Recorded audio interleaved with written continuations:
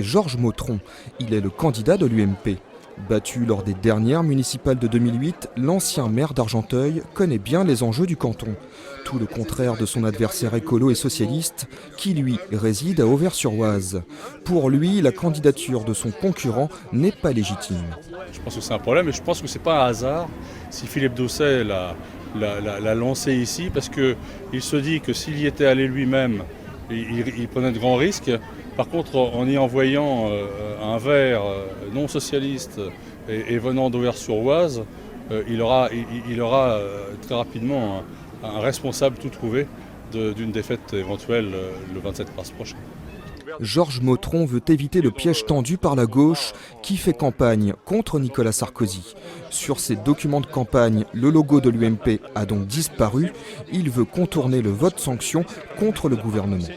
L'UMP a forcément des soucis à l'heure actuelle sur le plan national parce qu'il faut gérer cette France dans une crise qui est très difficile. Donc que nous ayons ce type de problème, c'est une chose, mais que nous ayons aussi à gérer les choses locales, c'est autre chose. Et là, les gens choisiront entre des gens implantés et qui s'intéressent à leur ville depuis longtemps, et puis d'autres qui sont parachutés. Le canton d'Argenteuil-Nord compte pas moins de 10 candidats, un record dans le département. Il faut dire que l'élection cantonale a déjà pris des airs de campagne municipale. Si Georges Mautron l'emportait au soir du 27 mars, il pourrait d'ores et déjà annoncer son intention de briguer la mairie en 2014.